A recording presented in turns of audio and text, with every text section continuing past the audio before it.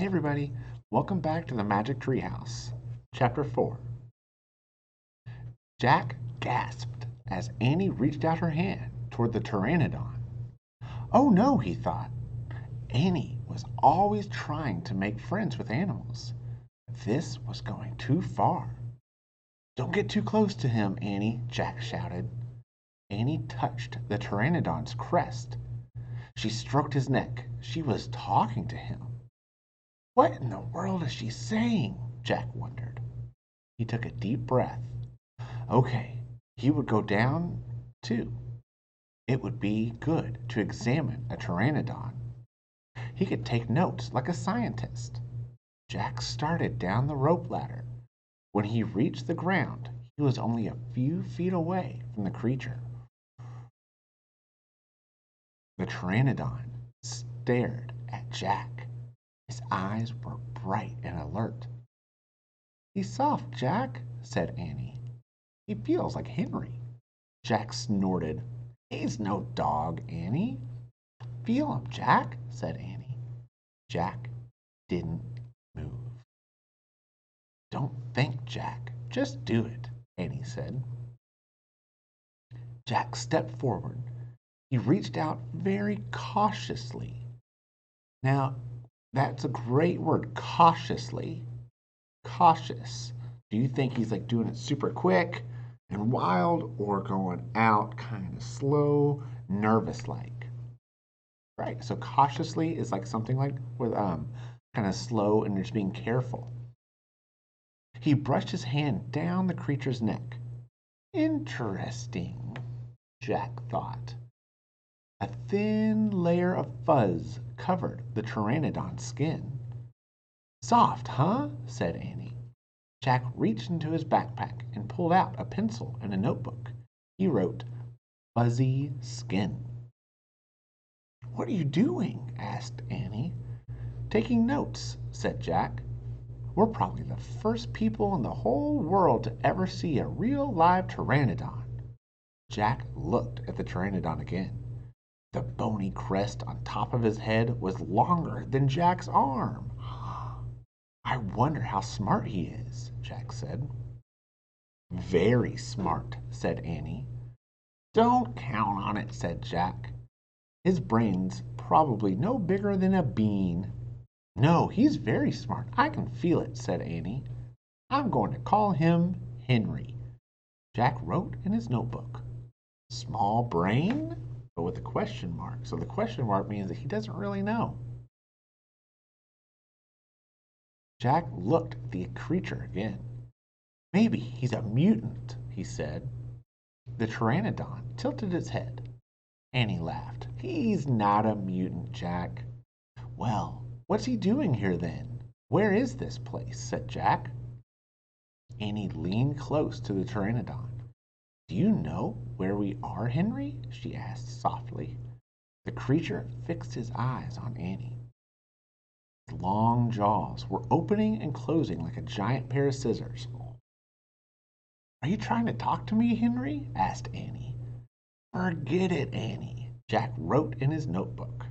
Mouth like scissors. Did we come to a long time ago, Henry? asked Annie. Is this place from a long time ago? Suddenly, Annie gasped. Jack! Jack looked up. What do you all think he saw?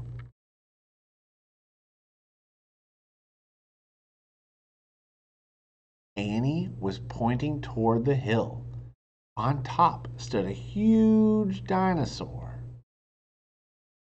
What do you all think that is? Chapter 5. Gold in the Grass. Go, go, said Jack. He threw his notebook into his pack. He pushed Annie toward the rope ladder. Bye, Henry, she said. Go, said Jack. He gave Annie another push. Quit it, she said. But he started up the ladder. Jack scrambled after her. Jack and Annie tumbled into the treehouse. They were panting as they looked out the window at the dinosaur. It was standing on the hilltop, eating flowers off a tree. Oh, man, whispered Jack. We are in a time long ago. The dinosaur looked like a huge rhinoceros with 3 horns instead of one. It had 2 long horns above its eyes, and another one grew out from its nose. It had a big shield-like thing behind its head. Triceratops, said Jack. Does he eat people? Whispered Annie. I'll look it up. Jack grabbed the dinosaur book. He flipped through the pages. There, said Jack, pointing to a picture of a triceratops. He read the caption. The triceratops lived in the late Cretaceous period. This plant-eating dinosaur weighed over 12,000 pounds. Whoa! Jack slammed the book shut. Just plants, no meat.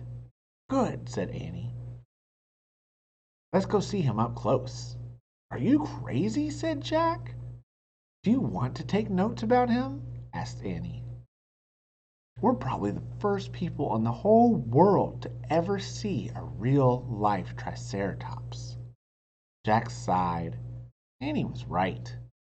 Okay, let's go, he said. Jack shoved the dinosaur book into his pack. He slung his pack over his shoulder, and Annie started down the ladder. Jack followed her. Just promise you won't pet him, Jack called down to Annie. I promise, said Annie. I promise you won't kiss him, said Jack. I promise, said Annie. Promise you won't talk to him? I promise, said Annie. Promise you won't. Don't worry, said Annie. Annie and Jack stepped off the ladder. The pteranodon gave them a friendly look. Annie blew him a kiss. Be back soon, Henry, she called. Shh, said Jack. And he led the way slowly and carefully through the ferns. When Jack and Annie reached the bottom of the hill, they knelt behind a bush. Annie started to speak, but Jack quickly put his finger to his lips. Then he and Annie peeked out at the triceratops. The dinosaur was bigger than a truck. He was eating the flowers off a magnolia tree. Jack slipped his notebook out of his pack and he wrote, Eats flowers. And he nudged him. Jack ignored her. He studied the triceratops again. He wrote, Eats slowly. Annie nudged him harder. Jack looked at her. Annie pointed to herself, walked her fingers through the air. She pointed to the dinosaur.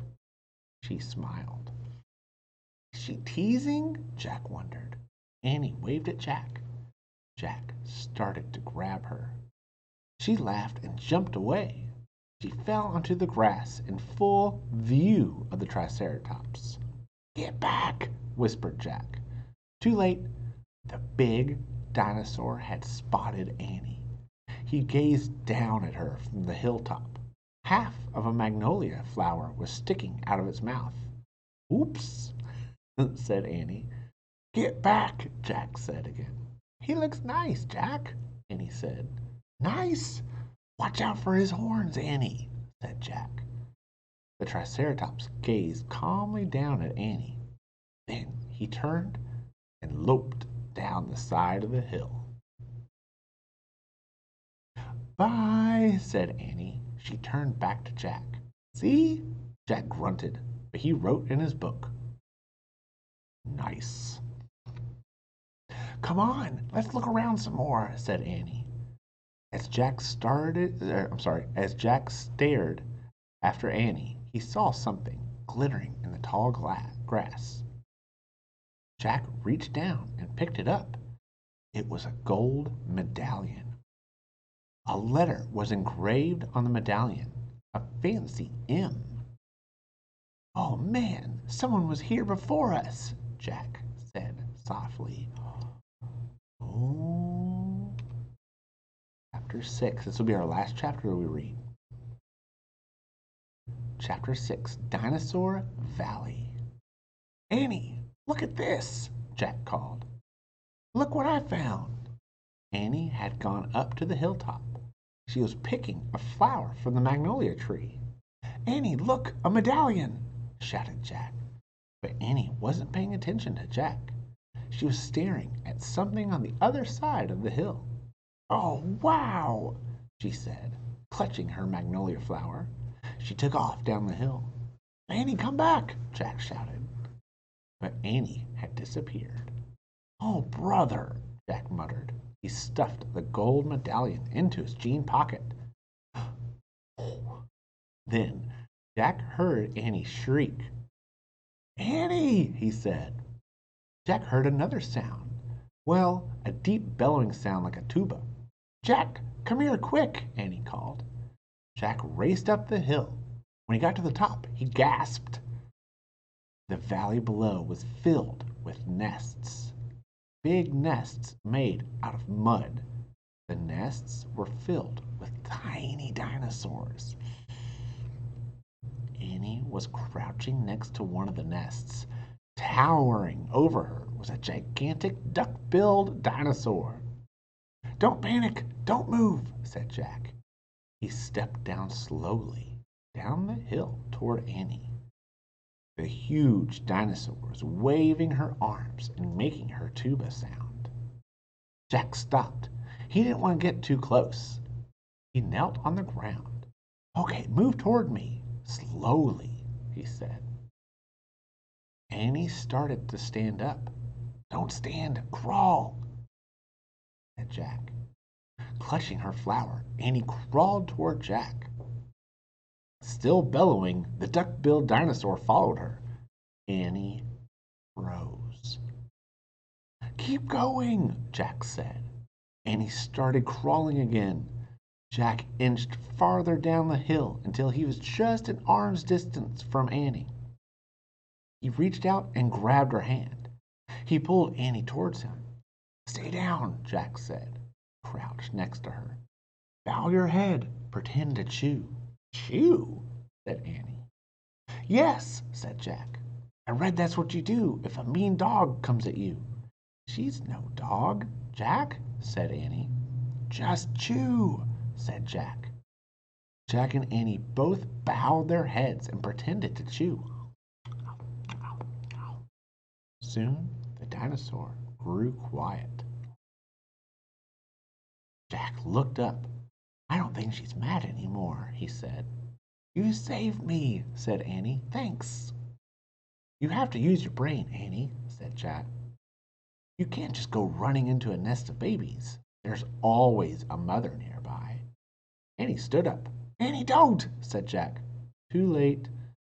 Annie held out her magnolia flower to the dinosaur. I'm sorry I made you worry about your babies, she said. Oh.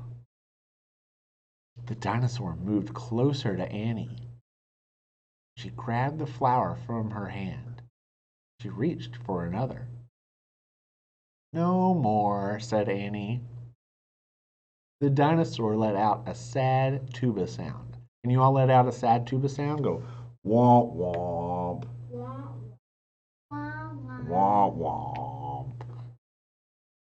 Go ahead, do it. Let out a sad tuba sound. Womp womp. But there are more flowers up there, Annie said. She pointed to the hilltop.